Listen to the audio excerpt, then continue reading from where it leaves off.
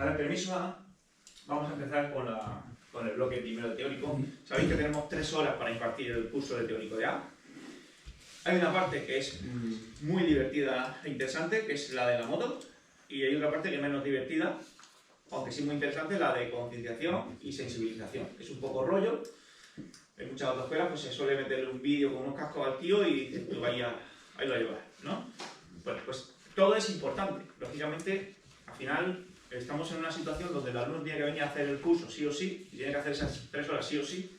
Entonces, pues, jugamos un poco con la suerte de decir, bueno, con que esté aquí 3 horas va, pero si se le mete la información correcta, pues se gana bastante la concienciación y sensibilización de esa persona con respecto al uso de la moto. Este sería el contenido que acabo de comentar. Vamos a empezar a impartirlo. La primera parte habla sobre conducción, sobre protección pasiva, el tema de equipamiento, después el conocimiento del vehículo, la forma dinámica de funcionamiento dinámico del vehículo y la parte de concienciación. Vamos con la protección pasiva. De todos los elementos de protección pasiva, el elemento que es fundamental ahora mismo en moto es el casco, porque a día de hoy todavía es el único elemento obligatorio.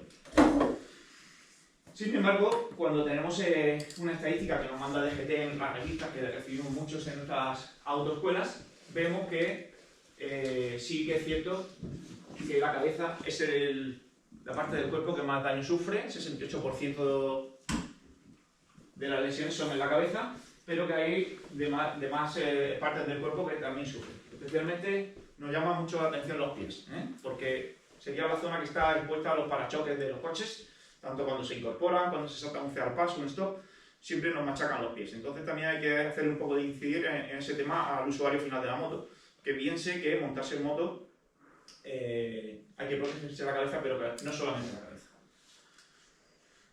Bueno, dentro de los diferentes cascos que puede utilizar el usuario, nosotros somos una pieza, un eslabón de esa cadena, donde viene a aprender, y muchas veces la gente aprende todo por internet. Aquí ya todo el mundo sabe de todo y nosotros somos unos mindundis que no tenemos ni idea, ¿vale? Pero hay cosas fundamentales que tenemos que tener claras nosotros. Es decir, qué diferencias hay de un casco y otro y por qué elegir uno y otro. En principio el casco integral, que sería el más seguro en cuanto a seguridad pasiva, pero también todos los elementos tienen un componente importante en la seguridad activa. La seguridad activa que sería para evitar un accidente. ¿Un casco para evitar un accidente? Pues también tiene su parte importante en evitar un accidente. El más seguro en seguridad activa sería este casco, el JET. El casco JET que se utiliza sobre todo por gente profesional que conduce por ciudad, ¿vale? Ese casco JET, ¿qué es lo que bueno que tiene para la seguridad activa? Pues lo más importante es el campo de visión que me ofrece el casco. Yo me pongo el casco JET y es como si no tuviera ningún casco. Campo de visión total, full. No me estorba nada, no hay nada que me tape.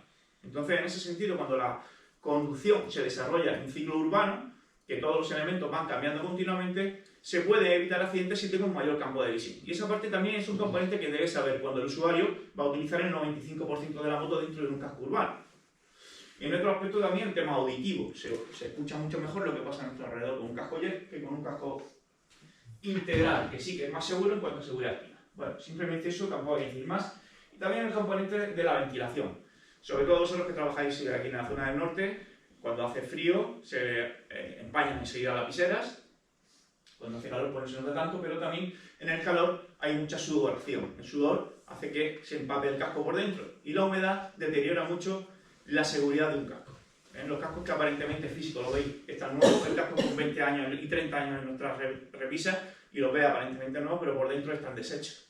Sufren más por dentro que por fuera. Vamos a ver un poquito cuál es. El pitlock, me imagino que también lo conocéis, se lo podéis tener un pitlock en la autoescuela, no es nada complicado, y ver cómo se pone y cuál es la funcionalidad de un pitlock. Es una lámina transparente que va en el interior de la pantalla y que en la mayoría de los cascos modernos se puede poner y evita el empañamiento y funciona muy bien. Yo voy a ir un poco dándole el rollo. Si vosotros queréis que pare, me decís, Miguel Ángel, ¿eso que estás diciendo qué es? ¿Vale? Porque si no, esto que se suele hacer en 3 horas, no lo voy a poder hacer en una.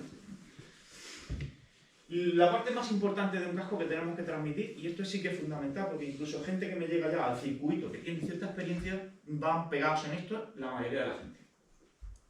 la talla y el ajuste. Eso es súper importante. Hay que tener en cuenta que el 20% de los accidentes de tráfico de motoristas, el 20%, estamos hablando de 2 accidentes de cada 10. El casco sale despedido de la cabeza. Esto es algo que la gente desconoce, pero es algo muy normal, o sea, el 20%. ¿Cómo puede ser que un casco salga despedido de la cabeza? A ver. Fijaros, esto es en circuito, y no es una película que sea rodada exclusivamente para esto, sino que de estas que ahora surgen porque todo el mundo lleva cámaras puestas por todos sitios, y vemos como el chaval pierde el casco con una facilidad que dices tú, pues, ¿cómo puede ser tan fácil perder un casco de la cabeza? ¿Vale? Pues bueno, hubo un informe que hace 2-3 años me mandó Tráfico, una de las revistas que nos mandan, y hablaban sobre este informe, que yo ya luego me metí un poquito más adentro y he intentado sacar más información. De esos problemas que aparecen porque el casco se ha despedido, suelen ser bien porque el casco no estaba bien puesto, o porque el casco queda demasiado holguero en la cabeza. Cuando nos compramos un casco, primero elegir la talla, esa parte os la voy a encargar a vosotros, se lo tenéis que transmitir a esa persona que viene a sacarse el carnet. Cuando se va a comprar un casco, el casco tiene que ajustar bien en todas las zonas de la cabeza. Hay cascos que duelen en un punto concreto. Aquí, en Europa, hay muchos cascos fabricados en China, y los chinos no son como nosotros, son parecidos, pero su fisionomía es distinta. Entonces los cascos fabricados en China, con moldes de chino, pues son más chatos por delante y hacen daño en la frente. Hay muchos cascos que hacen daño en la frente. Entonces el paso siguiente no es comprarse una talla superior, sino es cambiar de modelo de casco. Como cuando te vas a comprar unos pantalones y te hacen daño en los muslos o en un sitio determinado, no es la talla, es el modelo de pantalón que no te va. Así lo tenemos claro, pero los cascos no. Quiero el de Dani Pedrosa, me haga daño o no me haga daño. Entonces se compra una talla más y ya no le hace daño, pero el casco se queda holguero. Esa es una cuestión, elegir más la talla. Entonces la talla tiene que ser correcta. Ahora os hablaré un poquito más de eso.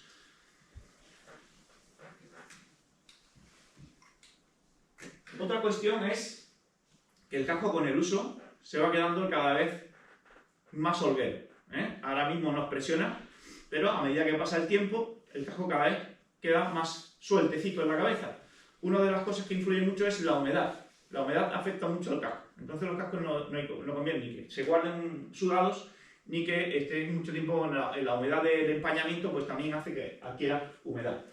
Elegir la talla correcta es importante, que ajuste bien. Normalmente hay 6 tallas a elegir, pero también hay que conocer, nosotros tenemos que conocer y transmitirlo, de que hay unos cascos que son muy baratos por un motivo y otros cascos que son muy caros por otro motivo.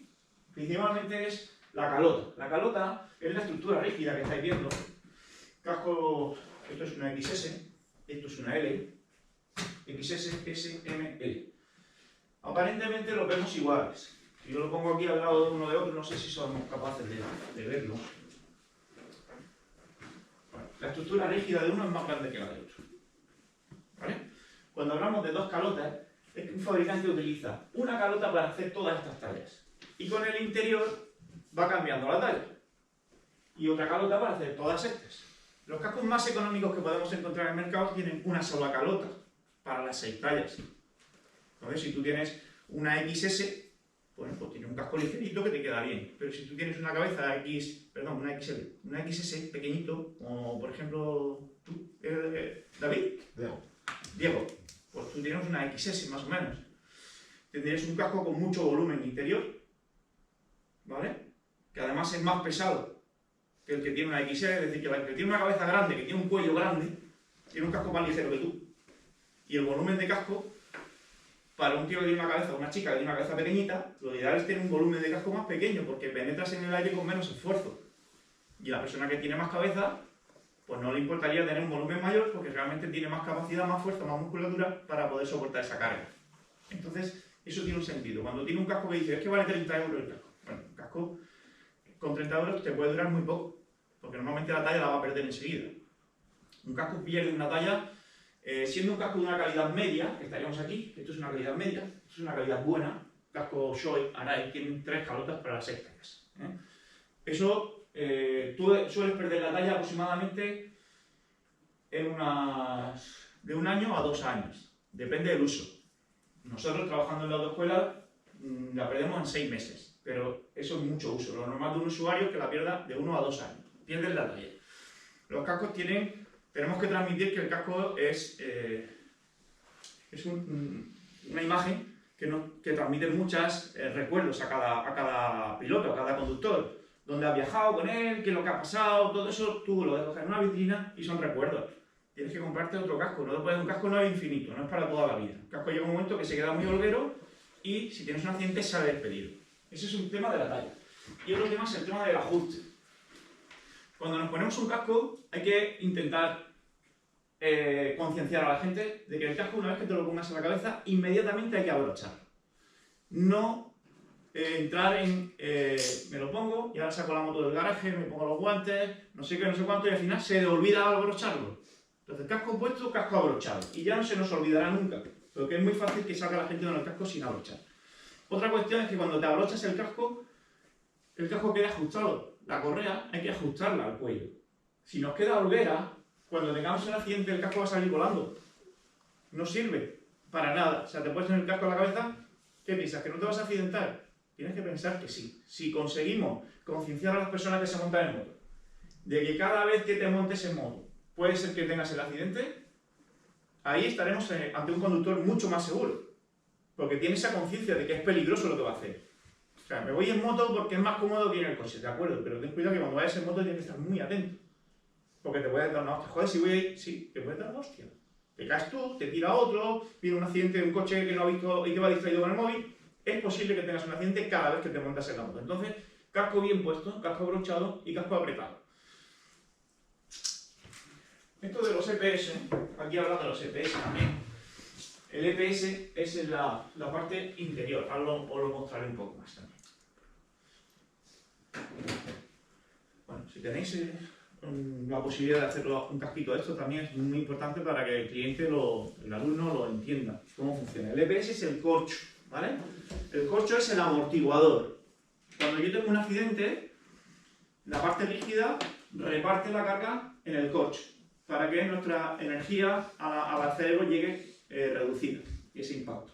El corcho tiene la misión de absorber la energía. Son muchas bolitas pequeñitas de gas que se comprimen y absorben esa energía. Pero esas bolitas no vuelven a recuperar su posición original. Es decir, que cuando tienes un impacto y ya ha funcionado el corcho, luego no vuelve a su sitio. Con lo cual hay que sustituir el casco, porque el corcho no lo venden.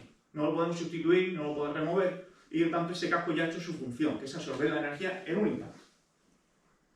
Distinto es que se caiga el casco al suelo desde el sillón de la moto, que eso es habitual. Hay que intentar no hacer ese tipo de actividad, de práctica, desde el casco encima del asiento, que puede pasar, que se caiga.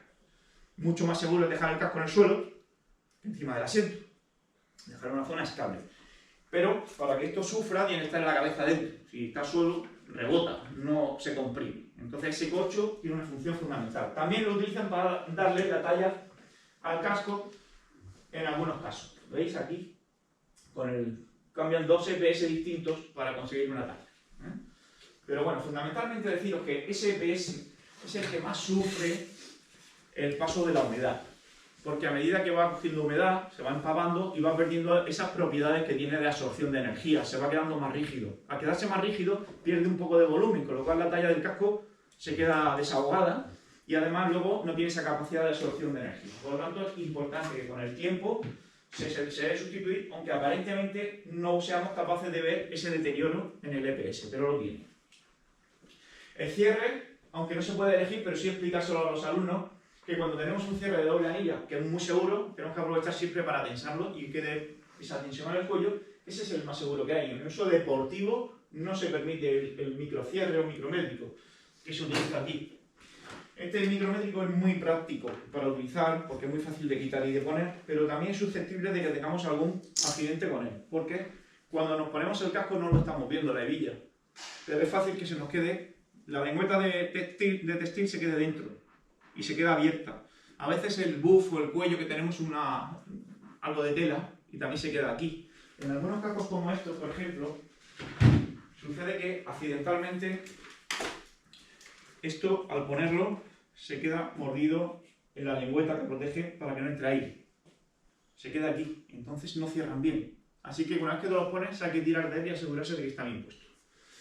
A la hora de elegir la talla, como os decía, es importante que elijan bien la talla. Primero porque si ya de entrada no le ajusta, enseguida se le puede salir el casco, pero también pierde mucho más la talla si ya originalmente te lo has comprado muy grande. Fijaros, aquí hemos puesto estos 4 cascos de distintas tallas y quiero que aprendáis a ver, simplemente veis a un alumno con un casco y sepáis determinar aproximadamente si la talla es correcta o no es correcta. Yo me voy a ir poniendo uno y otro, ¿vale? Esto es una XS. Fijaros dónde me queda la zona del campo de visión. Los ojos con respecto al campo de visión, ¿dónde quedan los ojos? ¿Cuánto espacio hay? Aproximadamente 4 dedos, ¿vale? Esto sería la siguiente talla. ¿Vale? Yo tengo 2 dedos y pico. Siguiente talla. ¿Vale? ¿Un dedo? Escaso.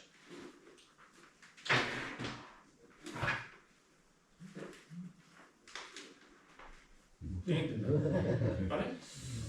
Bueno, vemos gente por la calle que va así y va con su casco.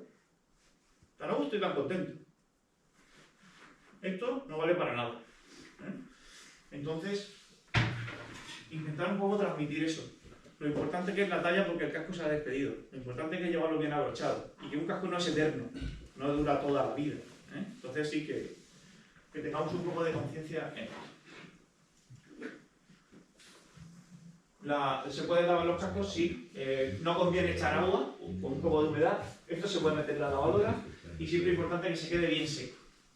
En cuanto al resto de material, guantes y tal, siempre advertir que hay un aspecto muy importante que es la protección mecánica, y eso es común a todos. Luego hay un tema de protección térmica, que aquí en el norte se utiliza mucho el tema de protección térmica, pero que a medida que tengamos más protección térmica, pues nos alejamos de tener un buen impacto en el uso de los guantes. Sobre todo invitar a todo el mundo que siempre lleve guantes, aunque sean finos, aunque sean malos, pero el guante que llevamos puesto es el mejor que el guante bueno que tenemos guardado en el armario. Hay unos guantes que valen 300 pavos, que tienen muchísimas protecciones, pero son tan voluminosos que luego no nos los ponemos para el uso diario de la moto porque son incómodos. Entonces, siempre tener un guante cómodo es importantísimo para montar la moto y para usarla diario. En cuanto al equipamiento que podamos recomendar a nuestros alumnos, pues explicar un poco las diferencias que hay. En las chaquetas y el material hay invierno puro, entretiempo y verano. Depende de dónde se utiliza la circulación o dónde se sucede, pues tenemos que elegir uno u otro o tener varios a la vez. El cuero, que es muy bonito y muy atractivo, pero es muy pesado y más incómodo. Siempre a la gente le gusta mucho el cuero, pero bueno, realmente es un artilugio muy pesado, un producto muy pesado, y que a la hora de montar en moto es relativamente incómodo. Es mucho más práctico la ropa de cordura que la ropa de cuero. El tipo de calzado que hemos dicho que es muy importante, no hay excusa. Hay mucho zapato urbano que se puede utilizar para ir a trabajar y para hacer uso de la moto a diario. No tenemos por qué ir con un zapato deportivo malo. Simplemente comentárselo. Tenéis aquí os voy dando ahí material para que en el teórico todo este material lo vaya a tener vosotros en el pendrive. Lo podéis utilizar en vuestro aula y imprimiendo contenido. Yo voy a ir pasando un poco rápido, pero si queréis que me paren algo, yo lo pongo. En cuanto a pantalones, el pantalón de cordura, muy recomendable, pero muy voluminoso. Hay cosas más sencillitas, como es el Kevlar, que veréis, ya lo conoceréis, nosotros llevamos pantalones de Kevlar para trabajar, y es mucho más finito, mucho más agradable de llevar, y luego el cuero que tiene su parte romántica, su parte atractiva, pero como os digo, es bastante más incómodo. Vamos con la protección activa, la moto. Vamos a trabajar con 4 cositas que le vamos a dar unos tips de la moto a nuestros alumnos, para que entienda funcionamiento básico y qué partes son las que él tiene que prestar atención para la seguridad, especialmente neumáticos, frenos, transmisión, suspensión y cuidado del motor. Vale, he pasado rápido lo de la protección activa y pasiva, más o menos. Se entienden las 4 cosas importantes, ¿no? Neumáticos. Los frenos son los encargados de disminuir la velocidad de las ruedas, pero la adherencia de los neumáticos es fundamental para una buena capacidad de frenado. En la adherencia de un neumático influyen diferentes factores, como el tipo de asfalto y su estado de conservación. También el estado del propio neumático, especialmente en la zona central de la banda de rodadura. Vale, los neumáticos son el elemento número 1 en seguridad activa, tanto en el coche como en la moto, pero en la moto pues con mucho más incidencia, porque solamente tenemos 2 puntos de apoyo que están en contacto con nosotros. Aquí está. Los neumáticos, la parte más importante de esa estructura es la presión. Tenemos una estructura de un neumático que es redonda, y dices, joder, que me va a descubrir ahora que un neumático redondo. No me refiero al redondo circular, me refiero a esta estructura. Esta estructura es la base de la conducción de la moto. Va apoyada en el suelo y va funcionando a un lado y a otro. Es muy importante que esa estructura es totalmente redonda. Yo lo pongo de la comparación con una hamaca. ¿Recordáis la hamaca de la abuela que tenía la hamaca que te sientas allí, para adelante y para atrás, cojonuda? Pues esa hamaca, si tuviera un plano, ¿qué pasaría? Porque tiende a quedarse en el plano y que tú para superar ese plano tendrías que hacer una fuerza superior y cuando esa fuerza superior sea capaz de superar el plano, ¡guau!, se desplaza bruscamente. Entonces, que esa estructura esté totalmente redondita es fundamental para la conducción segura e intuitiva. Si no tenemos la presión correcta de inflado, esa estructura no va a permanecer uniforme y estable, sino que va a ir fluctuando en función de la presión que tengamos por la aceleración, por frenada o por inclinación en curvas. Entonces la presión es fundamental y esa presión no va a estar ahí de toda la vida. Yo me compré una moto con presión, pues tiene que tener presión, porque nadie la saca. No, la presión va bajando. Cada vez que utilizo una moto, baja la presión. Y si baja la presión, pues también se deforma el neumático. Cuando tenemos mucha presión, es decir, oye, la opción de darle mucha presión y ya tengo para un año. Pues no, porque entonces tenemos muy poca superficie de contacto con el suelo. ¿Vale? Utilizar esos gráficos para comentarlos con el alumno. La válvula es el sitio por donde se va la presión habitualmente. Lo normal es que se vaya por la válvula. El obus, que es esta pieza metálica, precisamente está dispuesto de forma vertical. Y cuando la rueda va dando vueltas a alta velocidad, se genera una fuerza centrífuga que actúa justamente en sentido de presionar al obus. Por sí sola, esa velocidad puede ser insuficiente, pero cuando a la velocidad le sumamos los baches de la carretera, sí hay pérdidas de aire. Esas pérdidas de aire se pueden reducir o mitigar, en parte, gracias al tapón. Un buen tapón metálico con su aro tórico es muy recomendable que lo lleven en las motos. Entonces, prestarle atención a los tapones y a la presión, viéndola, pues cada 10 días aproximadamente la presión sería suficiente.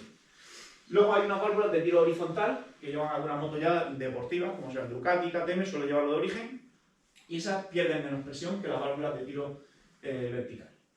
Esa cosa que dice Miguel del tapón, cuando en otra escala, ¿no? De urbano, de si no te pones al circuito, cuando empezamos a rodar el circuito, miramos presiones, pero que cuando vas sin tapón somos tan, ya no maniáticos, sino tenemos esa costumbre que yo no salgo al circuito sin un tapón.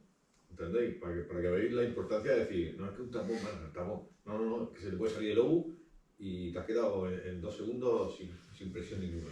La presión se va perdiendo, cada vez que salimos a la carretera a hacer una ruta, se pierde presión. El 0,1, 0,2 es normal, entonces hay que ir mirando las presiones. Un conductor que pierde 0,1 de presión o 0,2 no lo nota, porque él no lo pierde en una curva, lo va perdiendo y se va adaptando. Y el domingo que viene sale con 0,2 menos, y ya se adapta a esos 0,2 menos y ya lleva 0,3. Y se adapta a esos 0,3 y cuando se viene a dar cuenta, este conductor ya lleva 0,5 menos, que sí que se nota, pero él no lo nota porque se ha ido adaptando a esa pérdida progresiva de presión.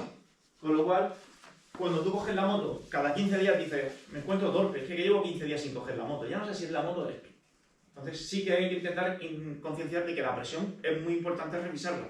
En competición hay una obsesión, pero es que no es obsesión, es que se nota mucho de llevar un 0,2 o 0,2 más. O sea, se nota muchísimo. De hecho, las presiones, ahora mismo ya cuando pasan por la recta de meta, los técnicos saben la presión que lleva la moto en cada vuelta. Y les salta alarma si no lleva la presión correcta. O sea que es muy importante. Pero un conductor, tampoco hay que llevarlo a esos extremos, pero sí que es cierto de que si no le presta atención, va a ir bajando la presión hasta el punto de que lleve 0,5 menos, el neumático se deforma, ya deja de gastar correctamente, y un neumático que vaya mal gastado o haya perdido la forma, pues la moto ya no se conduce bien.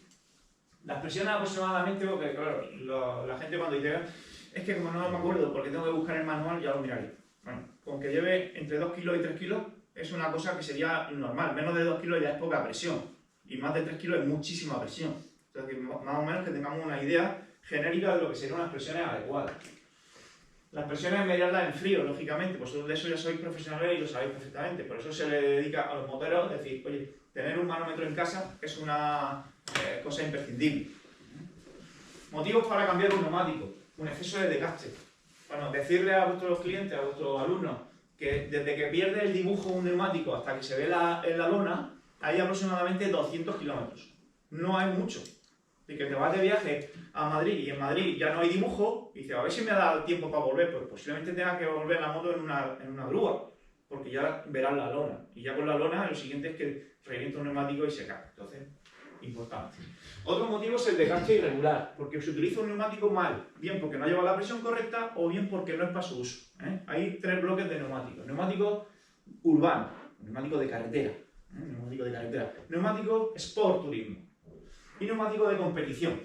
¿Qué diferencia hay entre ellos? ¿Cuál es mejor? Pues cada uno para lo suyo. Neumático de carretera es un neumático que funciona bien a partir de 20 grados, no 20 grados de temperatura ambiente, 20 grados de temperatura de trabajo. Eso lo vamos a conseguir incluso en zonas con frío en 3 semáforos. Salir y frenar, salir y frenar, salir y frenar, ya tenemos esos 20 grados. Así que eso es estupendo. ¿Problema que pueda presentar un neumático de carretera? Pues que a partir de 50 grados empieza a deslizar. 50 grados son muchos, pues si te vas de carretera de montaña y empiezas a hacer uso deportivo de la moto, 50 grados se alcanzan relativamente rápido. Entonces, para hacer un uso deportivo, un neumático de carretera puede ser que no sea el más adecuado. Vamos al siguiente bloque: Sport Turismo. Muy bien, porque aguantan hasta 70 o 75 grados de temperatura, con lo cual un uso deportivo es aceptable. Pero tiene otro problema, y es que empiezan a trabajar bien a partir de 35 grados. Cuando sales de casa para ir al curro, cuidado en la primera redonda y en la segunda, hostia, ya llega al trabajo y todavía no se calienta el neumático. ¿Vale? ¿Eres consciente? ¿Sabes lo que estás haciendo? Muy bien, el domingo te vas con tus amigos y haces uso deportivo. Pero para ir al curro, cuidado porque ese neumático no calienta tan rápido. Neumáticos de carrera, competición, funcionan bien a partir de 80 grados. Siempre van con una manta eléctrica, lo veis en la parrilla de salida y una manta eléctrica. No pueden ir sin presión, sin temperatura. ¿Vale? O bien se rompe la goma o bien se cae el piloto. Entonces, son las 3 familias que vais a encontrar. Otro motivo muy frecuente por el cual los clientes deberían de cambiar el neumático y no lo cambian es cuando un neumático ya lleva muchos ciclos de temperatura, se ha calentado muchas veces, se ha enfriado, lleva mucho tiempo viviendo, está viejo. Bien porque tenga mucho tiempo, o bien porque tenga muchos kilómetros, o ambas son correctas. El neumático tiene todavía dibujo, pero la goma está dura. Cuando una goma está dura, ya no es flexible, no tiene esa capacidad de adaptarse al terreno, a la diferencia de irregularidades del terreno del asfalto, y entonces al estar duro actúa más como un plástico que como una goma. Cuando freno no tiene grip, cuando acelero no tiene grip, no es capaz de adaptarse con temperatura, incluso la goma sigue siendo dura. Yo le pongo el ejemplo de la tortilla de patatas. Cuando está recién hecha, esponjosa, que rica que está. Ya se ha enfriado, le pega un golpe de microondas, ya está más tiesa, ¿no? Y el tercer golpe de microondas ya está dura, ¿vale? Pues el neumático le pasa igual con el tiempo, lo calienta, lo enfría, lo calienta, lo enfría y cada vez es menos flexible, cada vez más rígido. Llega un momento que un neumático, aunque tenga dibujo, realmente no ofrece ninguna seguridad. Vamos con frenos. Si queréis que paren algo de lo que sea, me lo vais comentando. Hay muchas cosas técnicas que podéis, oye, pues tengo esa incertidumbre de decir qué pasa, la fecha de caducidad de los neumáticos. O sea, bueno, no voy a entrar en más cosas, pero si me queréis preguntar, podéis preguntar. Tema de frenos. Funcionamiento de los frenos. 95% de nuestras motos habitualmente son hidráulicos. El sistema hidráulico lleva un disco de freno y ese disco de freno pues, está presionado por un sistema hidráulico. ¿Qué quiere decir hidráulico? Pues que lleva líquido. El líquido de frenos es donde tenemos que incidir con el alumno. El líquido de frenos no se gasta. No se gasta. El líquido de frenos es infinito, tampoco eso, pero no se gasta. El líquido de frenos está dentro de un volumen, una bomba, un latiguillo, unas pinzas de freno, pero sí que es cierto de que ese nivel de líquido de frenos tiene una relación directa con el desgaste de las pastillas. De manera que cuando las pastillas están gordas, nuevas, el nivel está arriba. Pero cuando la pastilla se va gastando, va dejando espacio para que baje el líquido. De manera que el nivel del líquido de frenos tiene una relación directa con el desgaste de las pastillas. Si yo el nivel lo tengo en el down, bajo del todo, significa que tengo que cambiar las pastillas de freno. Si yo añado líquido, pues cuando ponga pastillas nuevas no va a caber el líquido dentro del sistema. Con lo cual hay una relación directa entre el volumen, entre el nivel del líquido y el desgaste de las pastillas. El desgaste de las pastillas no siempre es simétrico. Podemos ver que en una parte una pastilla ha rozado con el disco y en otras partes tiene un poco de taco. No está siempre perfectamente puesta la rueda. Por lo tanto, visualmente nos puede engañar. El sistema del líquido de freno funciona perfecto, ¿vale? Eso sería ideal. Otra cuestión es el color del líquido de freno. Si el color del líquido es nuevo, es amarillo clarito, casi transparente. Pero a medida que va envejeciendo se pone marrón, se pone gris, se pone negro. Pues hay que cambiarlo. O sea, que aunque tenga, luego ¿qué pasa? Que cuando lo presiona por presión, por temperatura, hace fading, va dejando que la maneta llegue hasta el final. Es uno de los grandes problemas que tenemos con el sistema hidráulico, que en un momento dado, por nivel bajo, entre aire dentro del sistema. Si nos entra aire, pues el aire sí se comprime, el líquido no se comprime. Yo le aprieto la bomba y si aprieto 1 centímetro, abajo aprieto 1 centímetro. Pero si entrase aire, cuando yo aprieto, la burbuja se comprime y no llega a presión, llega menos presión a la pinza. Con lo cual, tenemos un gran problema con la frenada. ¿Por qué entra aire? Pues normalmente porque llevamos el nivel de líquido demasiado bajo, o porque hemos tenido algún tipo de incidente en el sistema, se ha volcado la moto, ha tirado el latiguillo, algo así. Pero normalmente el líquido no tiene por qué entrar ahí. Y uno de los problemas por qué entra es porque cuando llevamos el nivel demasiado bajo. Si a alguno le da por manipular el líquido, informarle a vuestros clientes, a vuestros alumnos, de que el líquido es muy corrosivo. Tanto si cae en cualquier parte del cuerpo o en cualquier parte de la moto, la va a manchar. Eso sí que le jode a la gente, que le jode la moto, la mancha, y luego no se quita la mancha. Se ha caído en el chasis, se ha caído en una tapa del carenado, que la va a manchar para siempre. Así que mucho cuidadito cuando estés tocando el líquido de freno, que no es Coca-Cola. Vamos con la transmisión. Hay 3 sistemas de transmisión. Además, esto de transmisión es que viene directamente en el temario que nos pone tráfico. Nos dice que hablemos de la transmisión. Es importante, pero bueno, tampoco lo veo yo como para tanto. Pero sí, está bien, vale. Aceptamos pulpo. 3 sistemas: cardan, correa y cadena, que es lo que más frecuentemente encontramos. Explicar un poco por qué una y otra, qué handicap y qué cosa buena. La cadena, que es lo que más se utiliza, tiene un problema que es el ruido, el alto mantenimiento y la duración limitada. Una cadena dura aproximadamente unos 25.000 kilómetros. Y luego tiene un alto mantenimiento que requiere engrase. Continuamente hay que estar engrasando. Tenemos la opción de decirle, bueno, échale grasa como si fuera una boda, o mejor, menos grasa, pero más veces. Más recomendable. Ahora explico un poco más de eso. Lo bueno que tiene la cadena es la suavidad que nos proporciona la conducción. Muy suave. O sea, esa suavidad que tiene la cadena no lo tiene ningún otro elemento de transmisión. De hecho, tanto en carreras como en las competiciones de asfalto, de circuito, como en las carreras que se utilizan en el Dakar, carreras que están expuestas a la tierra, arena, agua de mar incluso, se utiliza la cadena. Pero lo que nadie sabe es que las cadenas la cambian cada carrera. Cada carrera ponen una nueva. Nosotros con una moto no vamos a cambiar la cadena todos los días. Por lo tanto, hay que tener mucho más atención al mantenimiento. ¿Por qué existe el cardan? Pues porque hay gente que no quiere este alto mantenimiento. Que yo la moto la utilizo para cogerla y yo me voy allí a Cabo Norte. Voy a hacer 2.000 kilómetros seguidos. No voy a estar echándole la grasa cada 200 kilómetros. Pues entonces, ya sabes que no va a tener la conducción suave. Pero es que me da igual, porque yo voy a poner sexta y voy a ir a 120, un montón de kilómetros seguidos. No necesito esa suavidad. Entonces, lo que quiero es menos mantenimiento. Cardan para motos de gran turismo. Solo motos de gran turismo, no uso deportivo. Bajo mantenimiento, mucho más limpia, no se ensucia nada. Y luego tenemos una opción de correa. La correa se utiliza mucho en scooter, motos automáticas que no tienen marchas, y también motos que tienen una conducción bastante lineal. Harley Davidson lo monta en sus motos de serie también. Lo bueno que tiene la correa es elástica, flexible, con lo cual tiene esta cosa positiva, la elasticidad, la flexibilidad. Y también lo bueno que tiene bajo mantenimiento, no tienes que estar engrasándolo. La parte mala, que se rompe con facilidad. Por eso no se monta en motos de uso deportivo que tenga un uso un poquito más dinámico.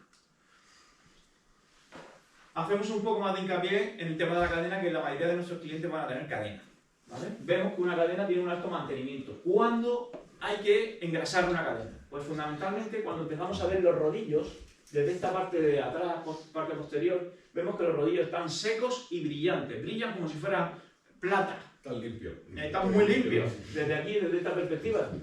¿Vale? Pues eso es porque ya tiene falta de engrase. El siguiente paso es que cuando funciona con poco engrase, se generan grandes temperaturas y entonces empiezan a gripar los eslabones. Hay un gripado desigual donde la cadena pierde longitud y por lo tanto empezamos a oír como hace no es un sonido uniforme, sino que varía porque no siempre se ha gripado por el mismo sitio. Vemos como las cadenas en un sitio está tensa, en otro está extensa, entonces es importante que no lleguen a estar brillantes nunca. En todas las motos actuales casi todas tienen un soporte lateral, apoyan lateralmente, o no tienen soporte central. Sí. Ese pasa por atrás. Sí. Cuando la cadena, esos eslabones se gripan e interfieren en los dientes del piñón o del plato también, ¿vale? Que no es que digamos, bueno, cambio la cadena y ya está, no, ya estamos dañando estos piñones, ¿vale? Sí. Cuando se habla de sustitución de cadena, el kit de transmisión que os he dicho que tiene unos 25.000 kilómetros de vida, es algo estándar, puede tener 20 o 30.000 kilómetros, se cambia el plato, la corona, el piñón y la cadena, se cambia todo el conjunto de transmisión, que eso tiene un coste de unos 200 euros aproximadamente, de 150 a 200 euros.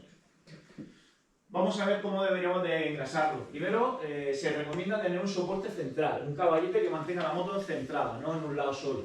Luego, se engrasa por la parte interior y por la parte exterior. No demasiada grasa, para que no nos manche la llanta ni el neumático, porque si no llegaríamos a esa situación. Y también es cierto que la cadena requiere un tensado. Ya se va estirando y llega un momento que tú vas tensándola de aquí, la tiras para atrás, ves que en el eje del basculante tiene un alojamiento de unos 4 centímetros donde podemos ir tirando la rueda para atrás para tensar la cadena. Llega un momento que ya no nos da más. La cadena ya ha llegado a longitud máxima y hay que sustituir el sistema. Sí que es cierto que hay gente que es muy habilidosa y la tensa, pero cuidado que si la tensas de un lado, la tienes que tensar del otro igual, porque si no la rueda no queda alineada con la de adelante. Tiene facilidad para ir curvas a un lado y al otro lado tiene dificultad. Por lo tanto, importante también alinearla correctamente. La longitud de la cadena no puede ser totalmente tensa como las cuerdas de una guitarra, porque cuando sube una persona hay una suspensión que varía la longitud desde el piñón a la corona. Por lo tanto, tenemos que darle un margen para que pueda tensarse y no romperse, que serían unos 3 centímetros aproximadamente lo que tiene que tener de juego. Yo cojo la cadena de aquí y, como mucho, un juego de unos 3 centímetros. Más es posible que se te salga la cadena. Si se sale la cadena hay una avería importante, porque incluso se puede quedar en el piñón de ataque y romper el cárter. O si se nos queda en la parte trasera puede llegar a bloquear la rueda en marcha y nos podemos caer. Por lo tanto, una cadena suelta es muy peligroso. Y si está muy tensada se puede romper. ¿Alguna pregunta sobre esto? Nada. Bien, todo lo tenemos claro. Suspensión. Problemas que podemos tener con la suspensión, así a la hora de hablarlo con un alumno. Cuando una moto ya tiene 6, 7, 8 años, empieza a tener las gomas, empiezan a endurecerse. Las gomas empiezan a ser más plástico que goma. Y me refiero a los retenes de la horquilla. Las retenes en general son gomas, son flexibles, pero con el tiempo dejan de ser flexibles. Empieza a haber una pérdida de aceite, vemos como la barra de la horquilla empieza a estar manchada de aceite, y ese aceite no es un problema a la hora del funcionamiento de la suspensión. La suspensión no va a ir tan bien, pero no es el primer problema. Dime. ¿Por qué se pueden romper los retenes, por ejemplo? Los retenes no es que se lleguen a romper, es que se quedan rígidos. Y al quedarse rígido, eso es porque una goma tú la dejas ahí encima de la mesa ahora y dentro de 10 años vienes a por ella y la goma ya no es tan goma. La goma pierde esas propiedades porque se oxida, se va poniendo vieja y entonces pierdes esa capacidad de adaptación a la barra de la horquilla. También en motos de campo pasa muy a menudo que se pica el cromo. Se pica el cromo y el cromo cuando se pica pues también hace que se vaya antes el retén. En motos de carretera pasa menos, pero sí que es muy habitual cuando tienen a partir de 6 a 8 años que pierdan aceite. Las motos de 2 cuerdas se cambian muy rápido. Las motos de 2 cuerdas que también le metemos caña ahí cuando estamos en la pista. Puede ser también por un golpe que haya llevado a cambiar una cubierta o algo, que hayan dejado... No. Cuando van a cambiar un neumático no tiene que dar A golpes. veces cuando se lavan las motos, sí que se recomienda no incidir con la pistola a presión sobre los retenes. Ni en los tornillos, ni en ninguna. Mira, fijaros, aquí no se puede apreciar, pero si os lo digo, si os vais a dar cuenta. ¿Veis que hay aquí manchas de aceite? ¿Cómo te llamas tú? ¿Eh? El oil. El oil. ¿Ves desde aquí el aceite, desde ahí donde estás tú? No. Bueno, pues No, está el sol de- nos chorrea un poquito de aceite por aquí que cae en el freno, con lo cual la moto frena mucho peor. Y luego además, cuando la dejas descansando, ese aceite va cayendo a la rueda y llega a manchar el neumático, por lo cual es súper peligroso. Ese es el principal problema de que una horquilla pierda aceite. Ya no tanto el funcionamiento de la suspensión, sino como las consecuencias que puede tener ese aceite que está cayendo. Bueno, como digo, este pendrive lo vais a tener para ponerlo a las dos pelas, os resulta interesante y lo podéis aproximar un poco más para que se vean esos detalles. Sí, las marcas de la horquilla es un chivato que hay que cambiarlo. Sí, sí, efectivamente. Porque si no después revienta. Si bueno, hay recursos para salir para adelante, en un momento dado coges un trozo de papel, le haces como una especie de compresa, le pones una brida y eso va absorbiendo el aceite para que no nos caiga la rueda. Pero es una situación de emergencia, pero las emergencias nuestras las conozco yo, caminaba con un papel toda la vida. Bueno, vamos con el cuidado del motor, que eso también se lo transmitimos a nuestros clientes, le va a venir muy bien. Son 4 tips para cuidar el motor. Y a nuestros alumnos se lo tenemos que decir desde el primer día. Desde el primer día hay que decirle, porque cuando cogen nuestras motos, si las utilizan mal, es porque nadie les ha dicho cómo tienen que utilizarlas. No le podemos decir a un alumno, ¿pero cómo hace eso? Tú tienes que rebobinar y decir, ¿se lo has explicado? No, explícaselo y cuando después de habérselo explicado lo haga mal, pues acuérdate de que. Pero no damos por hecho muchas cosas que nadie se las enseñaba, en el colegio no nos enseñamos. Primero, nivel de aceite, fundamental, tanto en nuestras motos como en la de nuestros clientes. El nivel de aceite debe ser correcto. En muchas motos tenemos una varilla para mirarlo y en otras tenemos una serie de indicadores que nos van a ir avisando cuando falta presión. Normalmente es cuando falta presión. La temperatura, otro tema para la durabilidad de una moto. Cuando el motor está frío, las piezas no ajustan correctamente. Entonces, si las hacemos girar a altas revoluciones estando frío, causamos un desgaste excesivo. Los motores van a durar menos y van a generar consumo de aceite prematuro.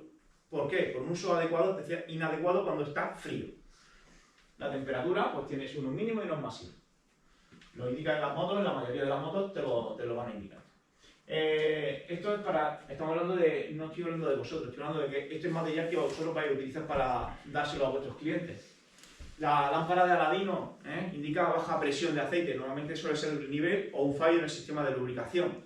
Esos son problemas serios. Y también la alta temperatura, que nos puede venir por un mal sistema de refrigeración. Recordarles que la refrigeración tiene un termostato, que cuando la moto alcance cierta temperatura nos va a dar más paso de agua, y que después de ese termostato, cuando ya viene la SOS, salta el ventilador. El ventilador normalmente salta entre 104 y 106 grados de temperatura. Y si no funciona el ventilador, aparecerá el signo de temperatura. Sí, se le puede decir al cliente, si salta la temperatura y no has oído el ventilador, puede ser un problema del ventilador, es un problema del ventilador, ya, fijo. Puede ser simplemente un relé, tampoco hace falta cambiar la moto entera. Pero hay que bajar de temperatura y seguir, bajar de temperatura, seguir, y así se puede llegar hasta el taller. Pero nunca con estos símbolos encendidos se puede circular. Vamos a ver un pequeño vídeo que hice yo cuando era un pequeño. Antes de poner el motor en marcha, debes estar seguro de que el nivel de aceite es el correcto. Podrás comprobarlo a través de la ventanita de cristal donde aparece una marca de mínimo y otra de máximo.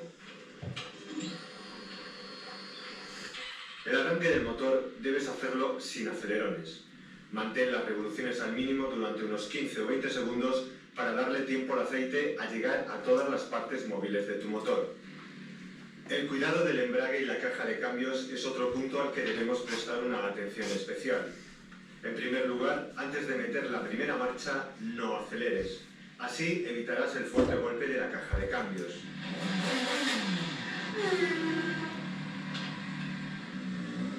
El calentamiento del motor es otro de los aspectos más importantes para su cuidado.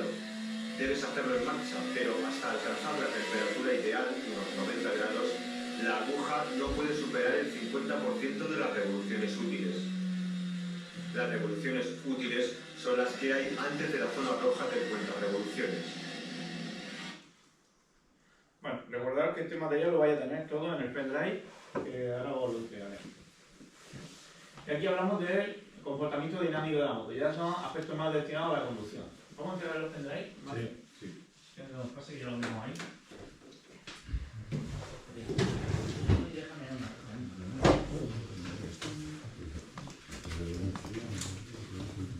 Os agradecería que este material no lo publiquéis en redes sociales. ¿Vale? Para vosotros. Melody.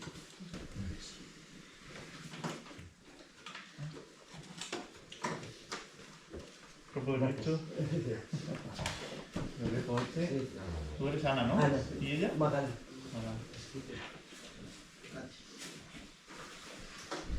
Gracias. Aquí no te da playas más.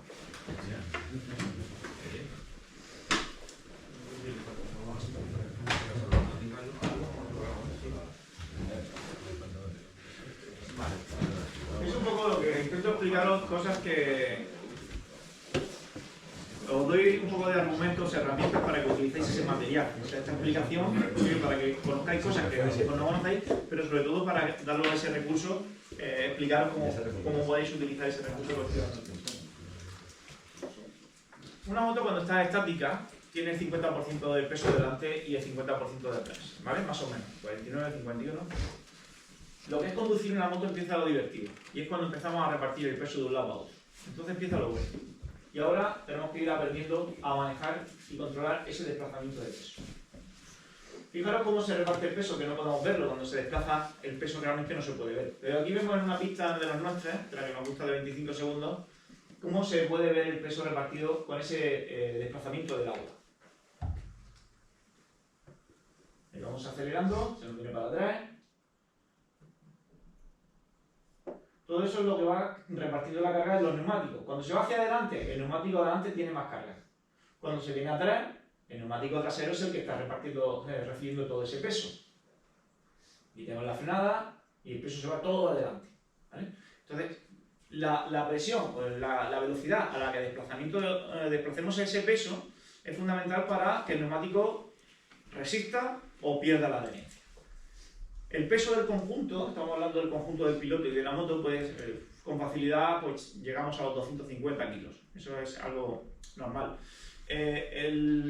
La velocidad que yo haga el peso sobre un neumático es determinante en superar ese límite, porque el peso no lo vamos a variar, pero la velocidad a la que yo deposito el peso va a condicionar mucho que ese neumático aguante. Si yo cojo, imaginaros este casco, que pesara, en vez de pesar lo que pesa 1,5 kilos, que pese 20 kilos. Al dejarlo de aquí la mesa va a resistir perfectamente, pero si esos 20 kilos los dejo caer desde aquí, es posible que se rompa el tablero. Con esto quiero deciros que ese neumático, si yo apoyo el peso y luego presiono, va a aguantar bien, pero si yo le doy un fuerte golpe al freno o un fuerte golpe al acelerador, lo que estoy haciendo es desplazar el peso con mucha velocidad. Y entonces el neumático no va a aguantar ese límite de adherencia, lo vamos a superar. Esto es lo que tenemos que ir intentando, por eso es muy importante el reparto del peso. Cuando hacemos animaladas encima de una moto, lo que estamos haciendo es dejar el peso caer a alta velocidad sobre un neumático. De ahí es donde vienen los grandes problemas en la conducción de la moto, siempre. Aquí tenemos la máxima carga vertical. Cuando la moto está en reposo, tiene la carga vertical que es necesaria y fundamental para que el neumático tenga adherencia. A medida que acelero o a medida que freno, voy a ir desplazando el peso. Entran otras fuerzas. Aparte de la fuerza de gravedad, entran otras fuerzas que van a ir reduciendo esa carga vertical. Cuanto mayor sea el peso que recaiga sobre un neumático, tendrá mayor adherencia y aumentará su capacidad de frenada. Si apenas recae peso sobre él, perderá adherencia y la rueda bloqueará a la mínima presión sobre los frenos. En este caso, el bloqueo de la rueda no nos dejará maniobrar y la distancia de frenado aumentará. Igualmente, a medida que reducimos el ángulo de apoyo sobre el suelo, también se reduce la adherencia y, por lo tanto, a poca presión que hagamos sobre el freno, bloqueará la rueda. En este caso, la caída es más que probable. Fijaros, cuando yo desplazo el peso poco a poco, con suavidad, de una forma progresiva, consigo aumentar la huella del neumático, llegando hasta ser 7 veces mayor que la que teníamos inicialmente. Una vez que yo he apoyado el peso, ya puedo dejar caer mucha carga. Puedo hacer presión, puedo apoyo con el gas y una vez que he apoyado, puedo aumentar. Lo que no puedo hacer es de cero dar un golpe. Y cuando freno, tengo que repartir el peso y ahora hacer más presión todavía. Eso es importantísimo, porque vamos a conseguir tener mayor apoyo y ahora sí le puedo dejar más carga, ¿vale? La progresividad. En la actualidad tenemos todas las motos que se venden en la actualidad tienen ABS, pero todavía tenemos algunas nosotros en la autoescuela y clientes nuestros todavía tienen motos que no tienen ABS. Desde enero del 2018 es obligatorio que todas las motos que se vendan en España tengan ABS, excepto las motos de 125 que nos dejan ahí una laguna por el tema de la frenada combinada. Que algunas de nuestras motos sí que tienen frenada combinada, ¿no? ¿Tenéis motos con frenada combinada vosotros? Sí. ¿Qué moto tenéis? Yo tengo una K1200. Frena combinada, pero ya es moto grande.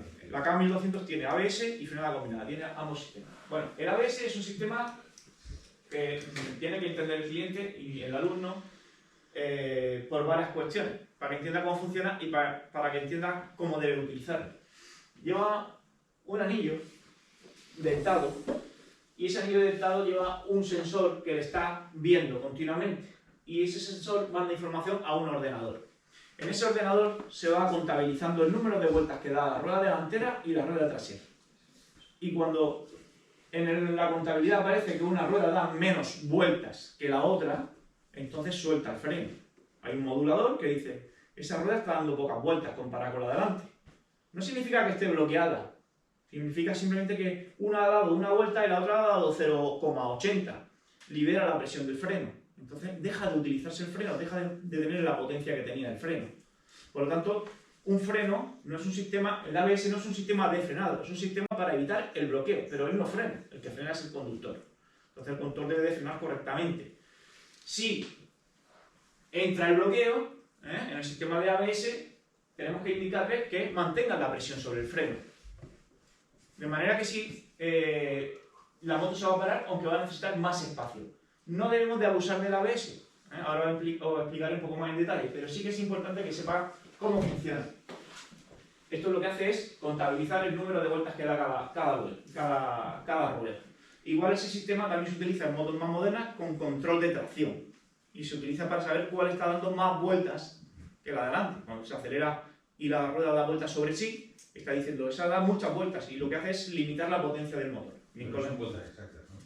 Vueltas o puntos. Pero exactas vueltas por diámetro de la llanta. Sí, eso el ordenador ya lleva contabilizado, La incluso el ABS en curva, lo que te hace es tener en cuenta que un neumático cuando va acostado tiene un diámetro distinto del que tiene en el centro. ¿Vale?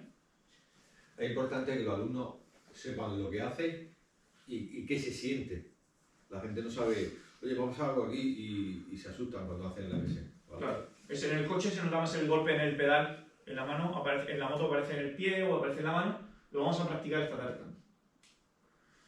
Vale, la transferencia del peso.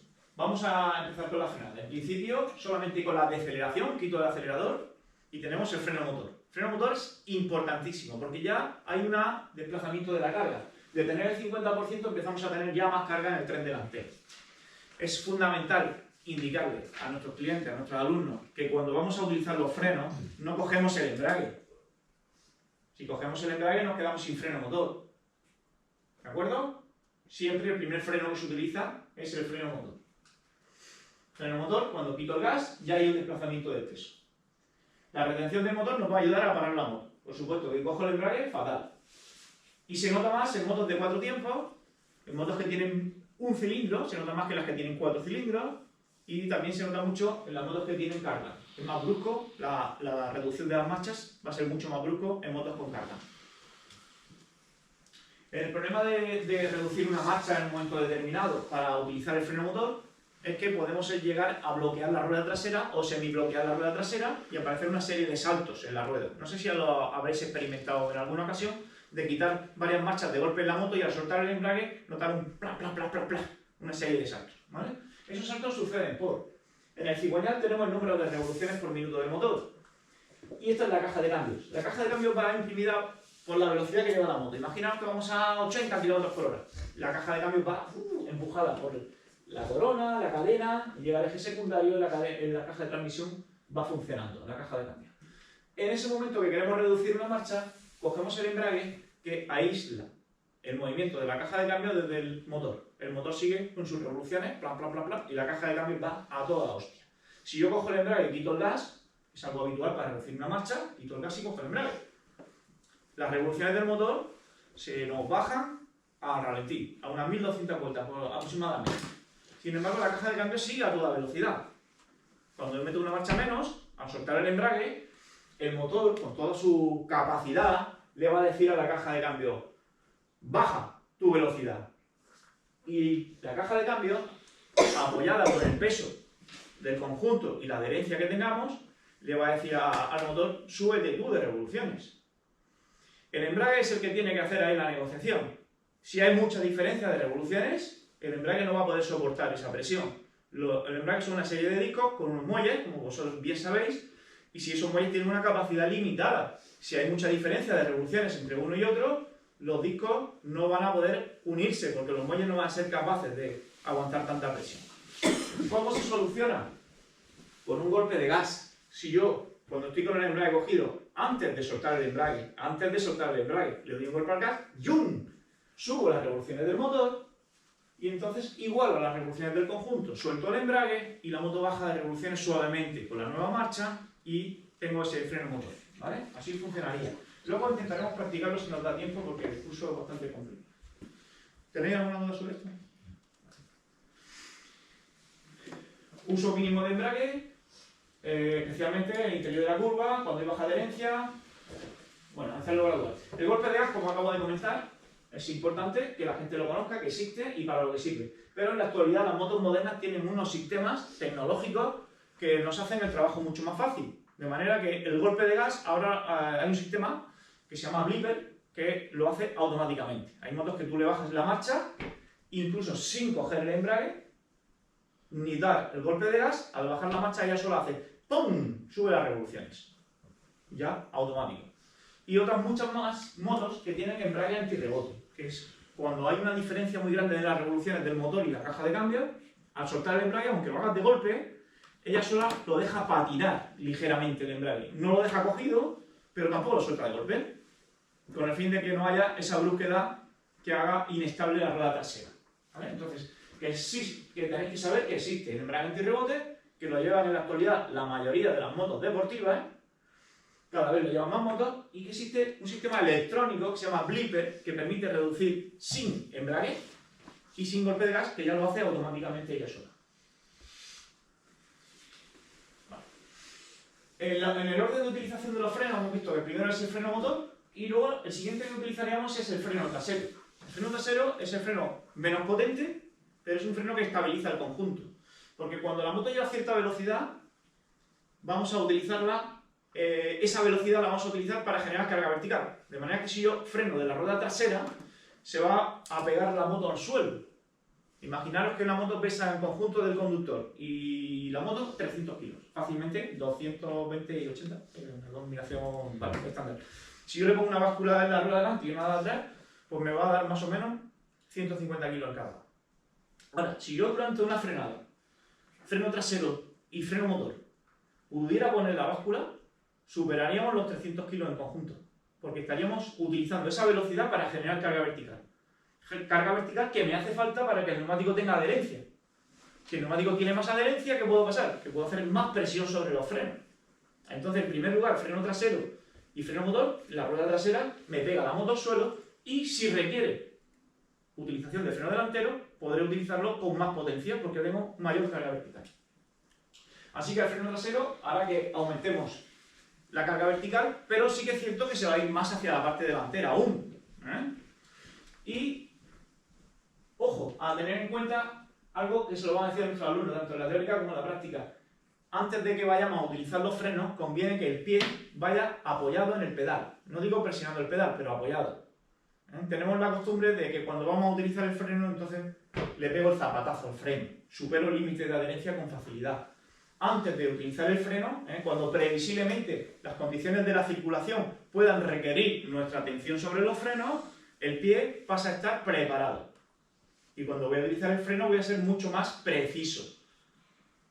No va el pie y frena de golpe, sino que primero vamos a buscar esa tocada. Ahora lo voy a hacer con cuidado. Si hago así, me voy a llevar la botella. Si hago aquí, con cuidado, no supero la presión. Precisión, importante. Luego, Una vez que estoy utilizando el freno motor y el freno trasero, si la situación requiere parar en menos espacio, entonces es cuando utilizo el delantero. O sea que el delantero es el que menos lo utilizo y es el más potente, pero es el que menos se utiliza. Por eso, porque es el más potente, ¿y por qué es el más potente? Porque tenemos mayor carga vertical, aquí hay mucho más peso, nos permite hacer más presión sobre los frenos, por eso tenemos los discos de frenos más grandes en la parte delantera y más pequeños en la parte trasera, porque precisamente cuando lo utilizamos cuando perdemos carga vertical. Entonces el disco, si fuera muy grande, bloquearía a la mínima, entraría a la ABS enseguida. Motos custom, que tienen más peso en la parte trasera, llevan los discos más grandes en la parte trasera. Sin embargo, las motos deportivas pues lo llevan a la delantera. Orden de utilización de los frenos, un poco un repasillo con un vídeo que lo podéis mostrar a vuestros alumnos. Cuando disponemos de mucho espacio para realizar una frenada, cualquiera es capaz de hacerlo. Sin embargo, cuando disponemos de muy poquito espacio, será necesario tener un buen entrenamiento y una técnica de frenado muy depurada.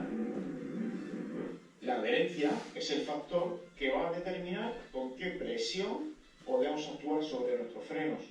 Para maximizar la adherencia es importante comenzar la frenada desde la rueda trasera, aprovechando la deceleración producida por el freno motor, el freno trasero o ambos, consiguiendo bajar el centro de gravedad y aumentar la carga vertical que recae sobre ambos neumáticos. El apoyo extra que conseguimos con la deceleración reduce el recorrido de la suspensión, haciéndolo trabajar más abajo. En esta situación la moto es mucho más estable, lo que nos permitirá utilizar el freno delantero con mayor presión. Esa progresividad va aumentando la huella del neumático. Es muy importante que cuando accionamos los mandos de los frenos, comencemos con una presión ligera, sintiendo el inicio del hundimiento y a continuación la presión de mordida. De esta manera controlamos la velocidad de hundimiento de la suspensión para evitar cargar bruscamente el peso sobre los neumáticos, lo que nos podría llevar a sobrepasar el límite de adherencia. Vale, en motos, especialmente en motos que van sin ABS, ¿tenéis motos sin ABS alguno? ¿Aquí? ¿Ya? ¿Chicos? ¿Conocer alguna? A ver. Vale. Motos sin ABS, especialmente cuando aumentamos la presión del freno delantero, que hay mucho más peso desplazado al tren delantero, la parte trasera se queda sin peso. Entonces, si mantenemos la presión que inicialmente llevamos en el freno trasero, si mantengo la presión, cuando me llevo el peso hacia adelante, atrás va a bloquear. Esa presión que inicialmente me está ayudando, cuando vuelco peso a la parte delantera, tengo que soltar de atrás, porque si no va a bloquear la rueda trasera. La gente que lleva ABS es un tema que ya se puede desentender, porque el ABS lo va a hacer por nosotros. Pero si la moto no lleva ABS hay que estar muy atentos porque enseguida va a bloquear. Los conductores que suelen tener esa experiencia y tienen problemas en la parte trasera que bloquea, tienden a dejar de utilizar el freno trasero. Utilizan solo el freno delantero y así no le pasa nada atrás. Pero no es lo correcto. Así que sería esta gráfica la que atiende a las necesidades correctas.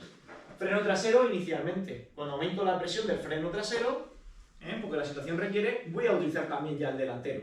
Y cuando aumento la presión del freno delantero, disminuyo la presión del freno trasero. Vamos a ir tomando curvas, ¿vale? Pasamos de freno y vamos a ver las curvas. Bueno, aspectos que tenemos fundamentales. La velocidad a la que se abre una curva es el número 1. Por muy bien que hagamos toda la técnica de una curva, si vamos a una velocidad superior a la que lo permite, no vamos a ser capaces de salir exitosamente. Vamos a ir viendo eso, la velocidad, la fase de la curva, los puntos de referencia, la mirada, la trazada, qué tipos de curva y la posición de conducción. Lo primero que vamos a ver es a tomar curvas sin velocidad. Este es el primer paso que deberíamos de enseñar a nuestros alumnos. Porque además, muchas caídas tontas que tenemos con la moto suceden a muy poca velocidad. En un parking, cuando estamos precisamente rodeados de los amigos, aquellos que hacen el ridículo, pues a nuestros clientes les pasa habitualmente eso. Que se les vuelca la moto, que se ponen a girar y no saben. Bueno, nosotros vamos a mostrar cómo organizarlo y desde el primer momento os invito a que lo hagáis en la primera clase práctica. Para realizar una trayectoria en curva a muy poca velocidad, giraremos el manillar manteniendo en todo momento la moto vertical.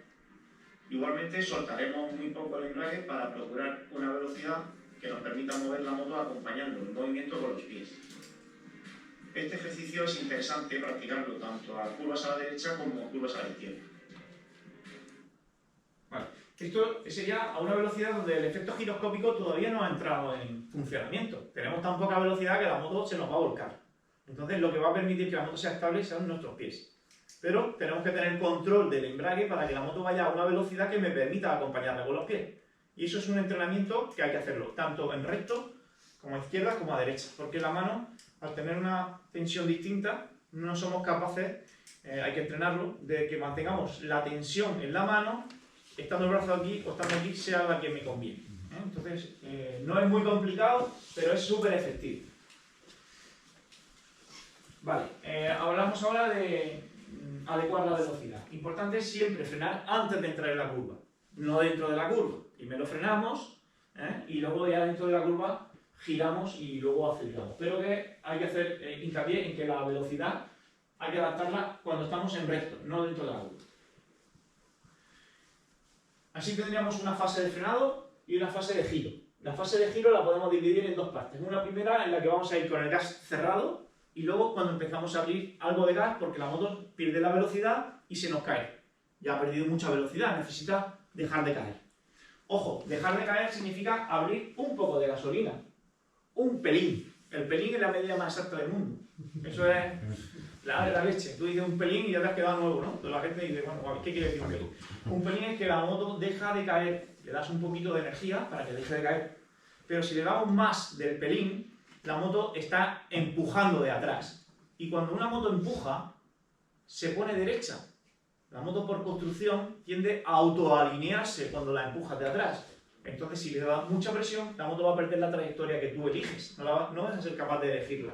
Entonces, ese pelín es imprescindible que la gente entienda lo que es el pelín. Y luego, saber gestionar ese pelín, que va a depender de otras cuestiones como la marcha en la que vayamos circulando.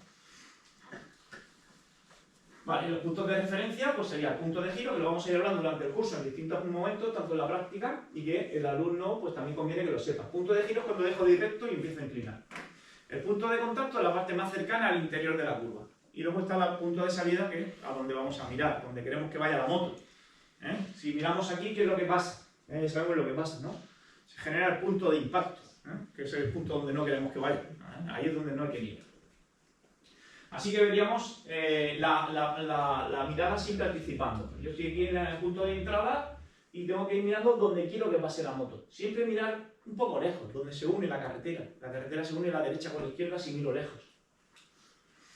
Yo estoy en la entrada, voy buscando el punto de contacto y cuando estoy en el punto de contacto voy buscando la salida y siempre ser optimista, es decir, queremos mirar, tenemos que mirar donde queremos ir.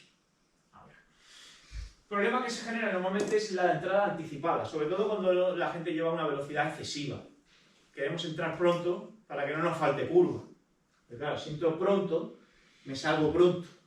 Entonces hay que entrar cuando es el momento de entrar. Esto viene muy bien cuando hagamos carretera en los cursos de A, porque ya son conductores que vienen con otras expectativas, ¿vale? Siempre vamos a ir buscando dónde está la salida de la curva. Yo voy por fuera, y cuando veo la salida de la curva, empiezo a entrar, no me anticipo. Así que una entrada anticipada, pues siempre termina metiéndonos en el sentido contrario, si vamos circulando a la derecha, o yéndonos a guardarraíl. Siempre no tener prisa para entrar. Claro, para no tener prisa para entrar, también adecuar la velocidad, importantísimo. Los tipos de curvas, pues también se lo podéis ir comentando, tengo aquí un gráfico para que lo comentéis, una de radio constante, de radio creciente, donde la curva se cierra pero luego se va a ir abriendo, tenemos que ir acelerando con la moto inclinada, y esta sería la más peligrosa, la que tú vas inclinado y luego te encuentras que se cierra aún más, por lo cual te obliga a frenar dentro de curva, algo que en principio hemos dicho que no es muy correcto. Una curva chicane, tipo de curva enlazada, donde tenemos que dar prioridad a la entrada para que a la salida la moto vaya lo más recta posible. Es fundamental que a la hora de salir, a la hora de acelerar, la moto vaya lo más vertical, tenemos más carga vertical y el neumático se va a comportar con más seguridad. Así que ahora vamos a ver sobre el tema de posición de conducción. Aquí ya vemos dos conductores que tienen una posición muy parecida, pero bueno, nosotros incluso podríamos ver algunas diferencias. Por ejemplo, los codos, el cuerpo que está funcionando también, este está más rígido. Bueno, no vamos a entrar en esos detalles pequeñitos, vamos a pasar y empezamos a hablar de posición de conducción. ¿Qué le vamos a hablar a nuestros alumnos de la posición de conducción? Lo primero es más importante, no aferrarse, no agarrarse muy fuerte al manillar. Los alumnos vemos que se bloquean, se agarran muy fuerte al manillar, la moto no llega a hacer lo que ellos quieren que haga. pero son ellos los que le están diciendo a la moto que no va. Realmente es lo que está pasando. Si tú le dices a un alumno, no te agarres muy fuerte, no va a servir para nada, te va a agarrar igual de fuerte, ¿no? Entonces, sí, en una teórica le va a decir, ¿por qué? Pues mira, pues te vas a sentir mejor lo que está haciendo la moto. La moto va a girar mucho mejor, absorbe las vibraciones y vas a estar más tranquilo, menos cansado. Si tú sabes a rodar con tensión, cuando llegas media hora vas a llegar a tu casa con una agujeta de los brazos, que eso es algo muy habitual que pasa cuando la gente sale en moto, se le tensan los brazos, ¿vale? Sin embargo, cuando vienen a hacer un curso de conducción con nosotros y los matamos a hacer ejercicio, al siguiente día tienen agujetas en las piernas, no en las manos, porque el cuerpo tiene que trabajar entero, no solo las manos, y el manillar tiene que estar más suelto. El manillar tiene que estar muy suelto. Ahora os voy a explicar. Es una de las cosas que se las tiene que repetir, sobre todo el primer día o primera clase, se las tiene que repetir varias veces. Porque tú se la explicas, lo entiende y lo hace. Y cuando llevan 5 minutos, 10 minutos, su cabeza vuelve a lo anterior, hasta que no lo asimilan, vuelve y lo ve y otra vez lo escucha, acuérdate otra vez, entonces lo ves. Y al rato le pasa lo mismo. Uno de los gestos que vais a ir viendo, sobre todo de circulación, cómo van con los brazos van así, los brazos van volando, se van pensando. Baja los codos, pégalo a las costillas. Entonces empieza a perder tensión y cuando gira, el manillar gira. Ahora vamos a ir viendo un poco más sobre ese tema. En los distintos estilos que vaya a ver, no es importante que nadie conozca si es estilo inglés o continental, eso da igual, pero sí cómo afecta al comportamiento dinámico de la moto. Aquí podríamos decir que esta moto, una va a 5 km por hora y la otra va a 15. ¿Cuál es la de 5 y cuál es la de 10? Pues aquí se ve claramente que esta va más despacio que aquella. Simplemente es una foto, no es un vídeo. ¿Cómo podemos saber a qué velocidad va una moto y a qué velocidad va la otra? Si no es un vídeo, pues se ve el reparto del peso. Cuando una moto va muy despacio y la inclina, se vuelca, porque hay una fuerza de gravedad que la tira contra el suelo. Cuando va muy rápido, no se vuelca, porque hay una fuerza que ha entrado, que es la fuerza centrífuga, que me empuja hacia afuera. Entonces, hay una que me empuja hacia afuera y otra que me tira hacia abajo. Cuando la equilibro correctamente, la moto va dando la curva. El peso tiene que ir equilibrando. Si la fuerza de gravedad es muy fuerte, porque voy muy despacio, no hay fuerza centrífuga, el cuerpo hacia afuera me va a ayudar a que la moto no se vuelque. Aquí hay una velocidad equilibrada entre la que voy y la velocidad que llevo, y el peso va a permitir que la moto vaya por el sitio. Cuando llevo mucha velocidad, la moto tiende a irse hacia afuera. Entonces el cuerpo del conductor al interior equilibra esa fuerza que me lleva hacia afuera. Entonces el cuerpo tiene una misión importante. Aquí, por ejemplo, podemos ver que un conductor va a la misma velocidad que el otro, sin embargo uno va más inclinado. El que va más inclinado es el que no saca nada del cuerpo de la moto. Este sí saca un poquito el cuerpo y tiene menos inclinación, con lo cual tiene mayor nivel de seguridad. El que menos inclina es más seguro. El neumático en el centro tiene más tracción. No sé si habéis experimentado ir en una línea recta, en una autovía, cuando van dos personas y la persona que va atrás va así mirando el reloj y te obliga a ir inclinado al contrario para que la moto vaya recta. Porque hay un desplazamiento del peso a un lado, lo tenemos que equilibrar con esa inclinación. Nosotros aquí lo que pretendemos es sacar un poquito el cuerpo para que la moto ya haga curva, sin necesidad de girarla ni de tumbarla, pero tengo que inclinar menos. Y contra menos inclino, más seguridad. Entonces, ¿le vamos a enseñar al alumno que incline? Bueno, estamos hablando de un curso de A. En un curso de A le tenemos que indicar que el cuerpo participa, que no eres un paquete. ¿Qué es un paquete? Pues cuando el cuerpo va siempre en la misma posición. Cuando dejas de ser un paquete, cuando eres capaz de ayudar con tu peso a que la moto se conduzca con mayor seguridad. Fijaros este elemento, cómo maneja la moto. Y aquí es la parte más importante que tenemos que entender en líneas generales. Cuando la moto se inclina, para que dé la curva necesitamos inclinar y que se gire la dirección. El manillar se gira. ¿Cuánto se va a girar? Lo que ella quiera. En función de lo que tú inclines, se va a girar más o menos. Si yo inclino un poquito, se gira un poquito. Si inclino más, se gira más. Si inclino más, se gira más. Y si la pongo a derecha, se pone a derecha. Ahora lo haremos. Ahora lo hacemos en un ratito.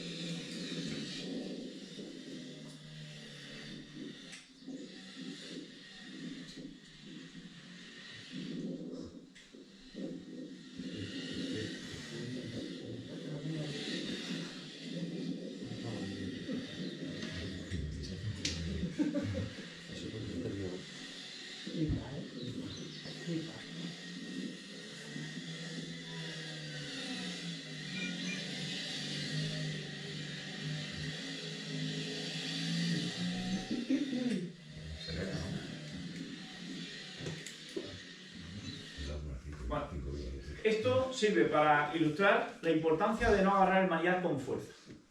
Si cuando yo inclino, sujeto el manillar, o lo que hace el conductor habitual, no es que sujeta el manillar, es que él se está agarrando a la moto a través del manillar.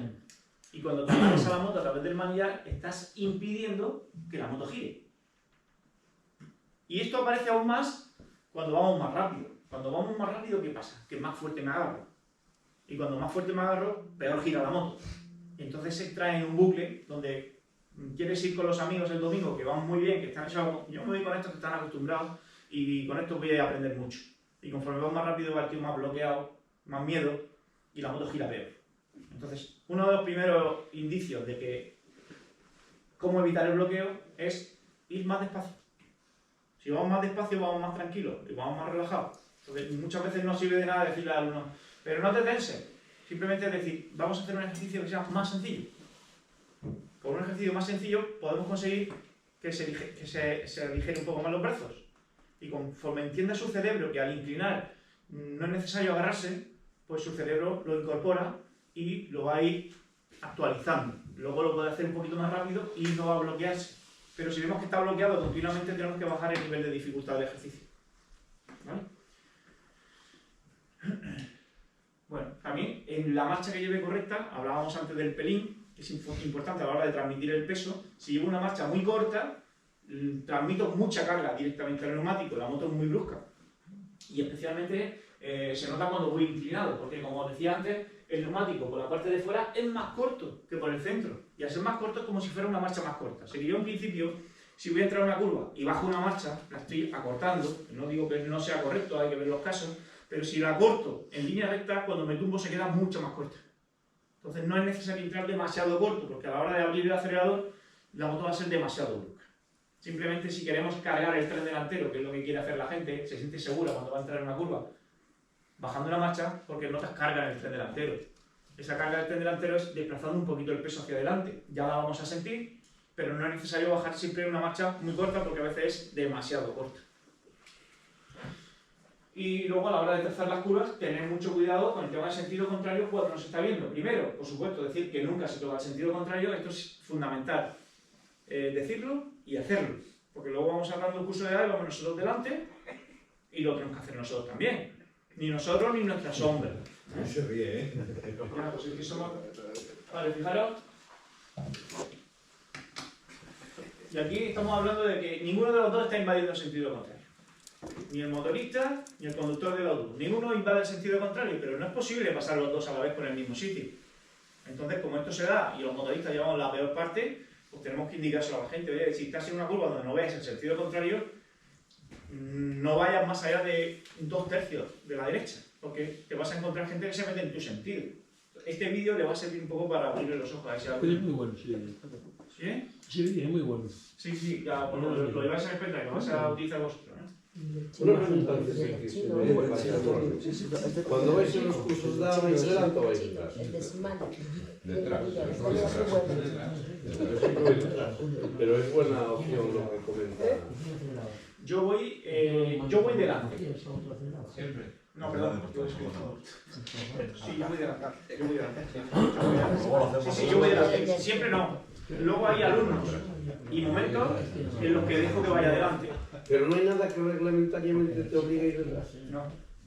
Yo no le he leído nada de eso, si vosotros lo habéis visto... Bueno, dice que el vehículo es de seguimiento. No sé si seguir ir delante o ir detrás. Pero si vas en seguimiento, pues va a necesitar. Seguimiento, yo lo sigo mucho mejor yendo delante que yendo detrás, porque él me sigue a mí.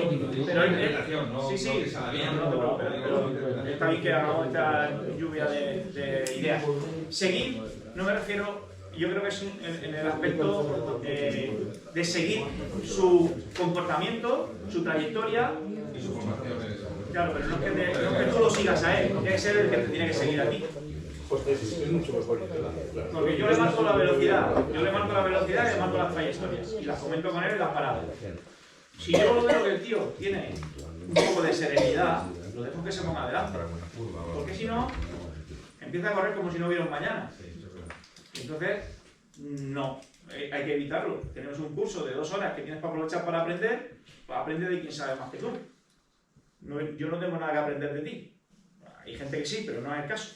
Entonces, él va a ir siguiéndome a mí. Y yo le digo, ahora este tramo lo vas a hacer tú delante. Y quiero que me marque la trayectoria abierta y cuando veas la salida entres. Y entonces yo lo puedo ir corrigiendo en tiempo real. Pero el decreto que regula el curso... Él habla de seguimiento, pero yo creo que ese seguimiento, esa expresión de seguimiento, no se refiere a que tienes que ir tú siguiéndolo a él, sino que tienes que seguir la evolución del alumno. Ya, estoy de acuerdo contigo. Pero yo no me había parado a pensarlo y me parece incluso mucho más seguro ir delante. Porque, no sé, es muy raro, pero a veces cuando vas con 4 o 5 motos se te pierde alguno. Yo la primera clase, por ejemplo, primera clase de circulación, la de A2, la mitad de la clase la hago yo delante también. Indico posición en la calzada, distancia de seguridad con los vehículos. Y la de A1 la doy entera delante. La de A1 es que le está diciendo que está semáforo en rojo y como si estuviera hablando de una pared. Porque tú haces los seguimientos en moto. Sí, todas las clases de moto yo la hago. Aunque yo se hacen en el coche. Sí, en el coche yo no. Sin embargo, en el decreto que regula el curso no habla de que haya que darles formación y es más, recrimina las técnicas de conducción. Las 2 horas son de circulación con motos pesadas, no se especifica que haya que dar enseñanza de conducción. Sí, esto está claro. Pero yo le estoy enseñando a técnicas de conducción. Pero, que no lo estoy sacando de paseo. Precisamente, el tráfico lo que dice es que nada de técnicas de conducción. Incluso la trazada Sport que ponía ahí, claro, es lógico que es así, pero la escuela. No, es que se explique no quiere decir que sea. Y luego, conforme tú le das más técnica de conducción, lo que aumenta es su habilidad y su seguridad, porque siempre va por encima de la situación. Me parece buena idea los días de hoy. Yo ya lo copio en un curso que tengo mañana. Esto es un curso de A, ¿vale? Luego hablamos de técnicas para el tema de conducción, para clases de A2 y de A1, luego hablaremos de eso, esta tarde. Pero ahora el tema de la y bueno, de conducción por pasajero, y creo que lo vamos a dejar aquí porque ya tenemos la hora del almuerzo y os doy un breve repaso del tema de conducción. Tema de conductor con pasajero. Un segundito y ya terminamos, por favor. Que voy un poco retrasado. Conductor con pasajero. Explicarle que el conductor tiene un papel fundamental. Cuando un pasajero no se va a ir de pasajero, es que nadie en el colegio, volvemos a decir, no se enseña eso. Entonces tienes que invitar a una persona que venga contigo. Ya no tenemos 20 años, cuando tenemos 18 o 20 años y monta a una persona atrás, lo primero que quiere hacer es sorprenderlo. Caballito, una aceleración, una fuerte frenada, por eso esto es lo más lejos de que sea que esa persona aficionada a la moto. Si tú montas a una persona y le haces partícipe de lo que estamos haciendo y le comentas, cuando yo acelere aprieta un poquito las piernas, cuando frenaba intenta apoyarte en el depósito y se lo comenta y le haces así con la pierna, venga, ahora vamos a acelerar y empuja. Y si tiene una comunicación sería ideal, porque así vamos a ir comentándolo. Y esa persona va tranquila cuando es capaz de prever lo que va a pasar. Pero esa persona está muy nerviosa cuando es incapaz de prever lo que va a pasar. Entonces, ese es el primer objetivo para que una persona disfrute encima de una moto yendo de pasajero. Y luego intentar que se agarre a la moto a través de las piernas. Mucho más importante que a través de la mano. Si el cuerpo, el culo va pegado al suelo, al asiento, no se desplaza. Entonces, con muy poca fuerza será capaz de sujetarse al conductor. Si el culo no va agarrado, por mucha fuerza que haga con los brazos, no va a ser capaz de ir o sentirse fija encima de la moto. ¿Vale? Son un par de tips. También tenemos este vídeo, lo tenéis en el pendrive. El efecto principal de conducir una moto con acompañante es un aumento general del peso. El centro de gravedad queda bastante más retrasado y elevado. Los efectos más notables son una moto más lenta de reacciones e insegura entrando en curva. Pequeña abrirse hacia el exterior a mitad de la misma. Además, la distancia de frenado será mayor. Por el lado positivo, podremos aplicar mayor presión sobre el pedal de freno trasero. Otro de los cambios al conducir con baguete es la posición del conductor. En solitario, la posición del cuerpo del conductor debe ser dinámica, con desplazamientos que nos permitirá tener mejor apoyo y mayor tracción cuando lo necesitemos. Sin embargo, cuando conducimos con un acompañante en el asiento trasero, debemos practicar una conducción más ordenada. Llevaremos una posición más estática, con los mínimos movimientos sobre el asiento, de manera que nuestro acompañante se sienta seguro y sea capaz de predecir lo que vamos a hacer. Si vas de acompañante, podrás disfrutar mucho de la moto, pero intenta que tu peso no se desplace en ningún momento.